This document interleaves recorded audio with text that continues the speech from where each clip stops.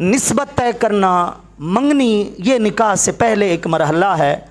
دین کے اندر تو یہ انتہائی ایک سادہ معاملہ تھا، لیکن ہم نے اس کو اب نکاح سے بھی زیادہ مہنگا کر دیا ہے۔ وہ ہمارے ایک بزرگ کہتے ہیں، اور بزرگ صحیح کہتے ہیں، ان کی باتوں میں بڑی حکمتیں ہوتی ہیں، کہ منگنی ہے قیامت صغرا، چھوٹی قیامت، اور شادی ہے قیامت کبرا، بڑی قیامت۔ اور میں یہ بات ہوش و حواس میں کہہ رہا ہوں، بڑا محتاط ہو کر کہہ رہا ہوں، اور اس کا ریشو اور اس کی جو ایک تناسب اور فیصد والی سطح ہے نا، اس کو کم سے کم رکھ کر کہہ رہا ہوں کہ آج کل جو عام منگنیاں ہو رہی ہیں، اس میں ایک سادے طریقے سے غریب کی 2 بیٹیاں رخصت ہو سکتی ہیں، اور جس طرز پر شادیاں ہو رہی ہیں، جن اخراجات کا تماشا کیا جا رہا ہے، ایک شادی جو کی جا رہی ہے، اس ایک شادی کے اخراجات میں 4 سے 5 غریب کی بیٹیوں کو رخصت کیا جا سکتا ہے۔ جب تک اس کو ذاتی جاگیر سمجھتے رہیں گے، اپنی مرضیاں کرتے رہیں گے، اور جب اس کو خالص دینی مسئلہ سمجھیں گے تو پھر یہ بھی سمجھنے کی کوشش کریں گے کہ آپ علیہ السلام نے بھی تو 4 بیٹیوں کو رخصت کیا تھا، 4 بیٹیوں کی شادی ہمارے نبی نے بھی تو کی تھی۔ ذرا پتہ تو کریں کس انداز میں کی تھی، کس طرح اس معاملے کو نبھایا۔ تو اس لیے اس منگنی کے بھی شرعی حوالے سے بڑے ادب آداب ہیں۔ اس کی حقیقت کیا ہے جس کے لیے اتنا زور ہے، شور ہے؟ اس کی حقیقت صرف اتنی ہے کہ لڑکی کے خاندان سے اور لڑکے کے خاندان سے سرپرست حضرات ہوتے ہیں، 2 آ جائیں 4 آ جائیں، جو بیٹھ کر ایک عہد کرتے ہیں، عقد کرتے ہیں، معاہدہ کرتے ہیں، خواہش کا اظہار کرتے ہیں، ارادہ پیش کرتے ہیں، اور اگلا قبول کر لیتا ہے تو یہ منگنی ہو جاتی ہے، ایک زبان ہو جاتی ہے، ایک وعدہ ہو جاتا ہے۔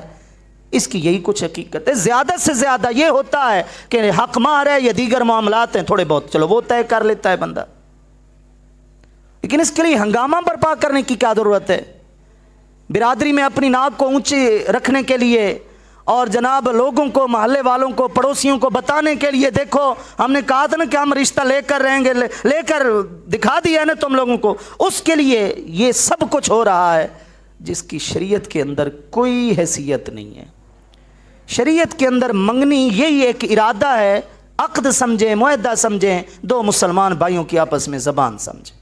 اس کا ادب یہ ہے کہ لڑکے والے جائیں لڑکی والے کے گھر میں، ادب اسی کے اندر ہے، شرم و حیا اسی میں ہی ہے کہ باقاعدہ عزت کے ساتھ جائیں اور مانگیں اس رشتے کو،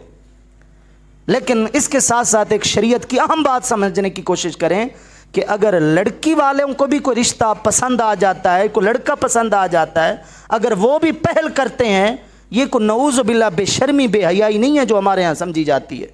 کہ لڑکیوں کو لے کر پھر رہے ہیں، یار لڑکوں والوں کو آنا چاہیے تھا، یہ لڑکیوں والے خود چلے ہوئے ہیں۔ نہیں بھائی، خاندان کے اندر کوئی ایک اچھا گھر ان کو سمجھ آیا ہے اپنی بیٹی کے لیے تو وہ پہل کر سکتے ہیں، کوئی مسئلہ نہیں۔ نبی مکرم صلی اللہ تعالی علیہ وسلم کی پہلی شادی جو ہوئی ہے حضرت خدیجہ تھے، حضرت خدیجہ رضی اللہ تعالی عنہا سے جو پہلی شادی ہوئی ہے، وہ کیسے ہوئی ہے؟ وہ پیغام نکاح حضرت خدیجہ کے گھر سے آیا تھا۔ ان کے جو غلام تھے جو تجارت کے سلسلے میں ساتھ گئے تھے، انہوں نے جب آ کر آپ علیہ السلام کی دیانت بتائی، امانت کی حفاظت بتائی، آپ کی شرافت بتائی، آپ کے حسب نسب کے بارے میں بتایا، تو ان کے دل میں شوق پیدا ہوا، انہوں نے پہل کی، اور آپ علیہ السلام کے خاندان والوں نے قبول کر لیا۔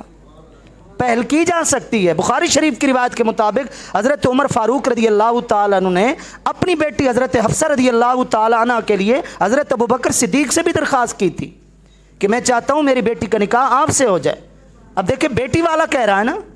حضرت عثمان غنی رضی اللہ تعالیٰ عنہ سے بھی درخواست کی تھی کہ میں چاہتا ہوں میری بیٹی کی شادی آپ سے ہو جائے۔ اب یہ دیکھیں حضرت عمر فاروق جیسے با شرم، با حیا، با کردار آدمی، وہ اپنی بیٹی کے بارے میں حضرت ابوبکر سے کہہ رہے ہیں، حضرت عمر فاروق سے کہہ رہے ہیں، اپنا حضرت عثمان غنی سے کہہ رہے ہیں رضی اللہ تعالیٰ عنہ مجمعین۔ وہ تو حضرت حفصہ رضی اللہ عنہ کا نصیب تھا کہ وہ آپ علیہ السلام کے عقد نکاح میں آ گئے، لیکن حضرت عمر فاروق نے خواہش کی کہ میری بیٹی کا شوہر اور میرا داماد کون ہونا چاہیے؟ ابوبکر ہونا چاہیے، حضرت عثمان ہونے چاہیے۔ تو کوئی مسئلہ نہیں، اگر بیٹی والے بھی پہل کر سکتے ہیں، شرعی حوالے سے یہ کوئی ممنوع نہیں ہے جو ہم نے سمجھ رکھا ہے، لیکن بہتر یہ ہے، ادب اسی میں ہے کہ لڑکے والے پہل کر